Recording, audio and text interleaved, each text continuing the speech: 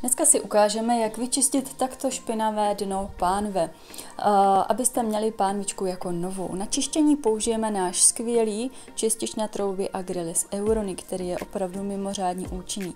Stačí ho rovnoměrně nastříkat na vlastně čištěné dno té pánve a nechat působit. S čističem pracujte prosím v rukavicích, protože já jsem je neměla a byla to chyba. Tak, jakmile máme nastříkano, můžeme použít potravinářskou folii, aby jsme povrch zafixovali, aby lépe ten přípravek působil. Můžeme to hezky rozťukat všude, aby zachytil všechnu tu špínu. Tak, já jsem říkala, necháme působit klidně hodinku, můžete i 2, podle toho, jak moc máte pánvičku špinavou. Tady jsem nechala hodinku a už sami vidíte, jak krásně i s tou folií jde ta veškerá připečenina dolů. Tak, já jsem to krásně setřela a ještě to opláchnu vlastně vodou, můžeme to umýt přípravkem na ruční mytí nádobí, aby jsme měli pánvičku zase jako novou.